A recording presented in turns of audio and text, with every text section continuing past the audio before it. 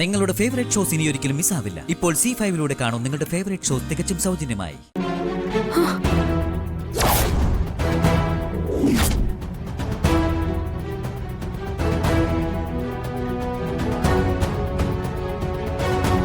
ഹർഷൻ. അതെ, ഹർഷൻ തന്നെ. എന്റെ മുഖം അപ്പൊ നീ മറന്നിട്ടില്ല അല്ലേ? മറന്നത് നിങ്ങളല്ലേ? നിങ്ങളെ വിശ്വസിച്ച് എന്റെ സ്വന്തക്കാരെയും ബന്ധുക്കളെയും വിട്ട് ഇറങ്ങി വന്ന എന്നെയല്ലേ നിങ്ങൾ ചതിച്ചത്? വിവാഹം കഴിച്ച് സുഖമായി ജീവിച്ചപ്പോ എപ്പോഴെങ്കിലും നിങ്ങൾ എന്നെ ഒന്ന് ഓർത്തു? എന്നിട്ടിപ്പോ എനിക്കൊരു നല്ല ജീവിതം ഉണ്ടായപ്പോ അത് നശിപ്പിക്കാൻ വന്നിരിക്കുകയാണല്ലേ? അതും ആ ശാലിനിയെ കൂട്ടുപിടിച്ച്. നിങ്ങൾക്കറിയോ, എന്റെ നാശം കാണാൻ നടക്കുന്നവളാ ആ ശാലിനി. എന്നെ ചതച്ചതും പോരാഞ്ഞിട്ട് അവളെയും കൂട്ടുപിടിച്ച് എന്നെ വീണ്ടും ദ്രോഹിക്കാനാണോ നിങ്ങൾ വന്നിരിക്കുന്നേ? ഞാൻ എന്ത് ദ്രോഹമാ കാർത്തിക നിന്നോട് ചെയ്തത്? നിന്നെ തിരക്കി ഈ നാട് മുഴുവൻ നടന്നതോ, അതോ നിന്നെ സ്വന്തമാക്കാൻ വേണ്ടി കടൽ കടന്ന് ഈ കാണുന്ന ഓട്ടം മുഴുവൻ ഓടിയതോ? ആത്മാർത്ഥമായിട്ടല്ലേ നിന്നെ ഞാൻ സ്നേഹിച്ചത്. ഒന്നിച്ച് ജീവിക്കാൻ ആഗ്രഹിച്ചതും ആത്മാർത്ഥമായിട്ട് തന്നെയാ. ആത്മാർത്ഥത നിങ്ങൾക്ക് എങ്ങനെയാ വാക്ക് പറയാൻ തോന്നുന്നു? മറ്റൊരു പെണ്ണിന്റെ കഴുത്തിൽ താലി കെട്ടിയിട്ട് ഇപ്പൊ പഴയ കാമുകിയെ തേടി വന്നിരിക്കുന്നു. അങ്ങനൊരു ബന്ധത്തിന് ഇനി ഈ കാർത്തികയെ കിട്ടില്ല. നീ അപ്പൊ പിന്നെ എന്താ ചെയ്യാൻ പോകുന്നത്? ശാലിയുടെ കഴുത്തിൽ വിഷ്ണു താലി കെട്ടിയതാണെന്ന് അറിഞ്ഞോണ്ടല്ലേ വിഷ്ണുവിന്റെ ഭാര്യയാവാൻ നീ തയ്യാറാവുന്നത്? അപ്പൊ അത് ചതിയല്ലേ? അതിൽ വഞ്ചനയില്ലേ? ഞാൻ ഇന്നും എന്നും ഒരാളെ മാത്രമേ സ്നേഹിച്ചിട്ടുള്ളൂ.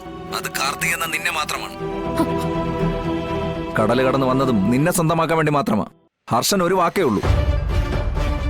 അതുപോലെ തന്നെ ഹർഷനെ സ്നേഹിക്കാനും ഈ ഭൂമി മലയാളത്തിൽ നീ മാത്രമേ ഉള്ളൂ എന്ന് ഇപ്പോഴും ഞാൻ വിശ്വസിക്കുന്നു.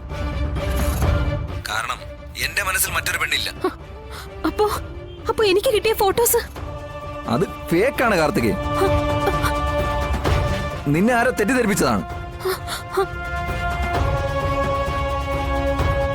കാർത്തികേ, എല്ലാം മധുശ്രീയുടെ കളിയായിരുന്നു. ഹർഷന്റെ ഫോട്ടോയും വേറെ ഏതോ പെൺകുട്ടിയുടെ ഫോട്ടോയും ചേർത്ത് കല്യാണ ഫോട്ടോ ഉണ്ടാക്കിയത് മധുശ്രീയുടെ ബുദ്ധിയാ.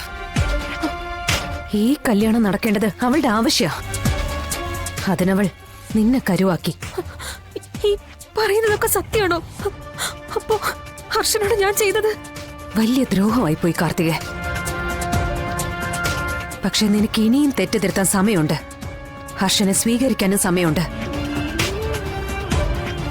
തീരുമാനമെടുക്കേണ്ടത് നീ മാത്രം. എങ്കിൽ ഞാൻ ഈ കല്യാണത്തിൽ നിന്ന് പിന്മാറാം. സത്യാമ്മയോട് എല്ലാ കാര്യങ്ങളും പറയുകയും ചെയ്യാം. വേണം. നോക്ക്, നിന്നെ മാത്രം സ്നേഹിക്കുന്നവനാണ് ഹർഷൻ. അത് ഹർഷന്റെ വാക്കുകളിൽ നിറഞ്ഞു നിൽക്കുന്നുണ്ട്. നമ്മളെ സ്നേഹിക്കുന്നവർക്കൊപ്പമാണ് കാർത്തികൻ നമ്മൾ ജീവിക്കേണ്ടത്. നിനക്ക് ചേരുന്നത് ഹർഷൻ തന്നെയാ. ഞാൻ ഹർഷനെയും കൂട്ടി ഉടനെ എത്തും. അതുവരെ നീ എങ്ങനെയെങ്കിലും പിടിച്ചു നിൽക്കണം, ഏത് വിധേനയും. നമുക്ക് എത്രയും പെട്ടെന്ന് അവിടെ എത്തണം. ഈശ്വര, അപ്പൊ ഇത്രയും കാലം ഞാൻ ചിന്തിച്ചത്.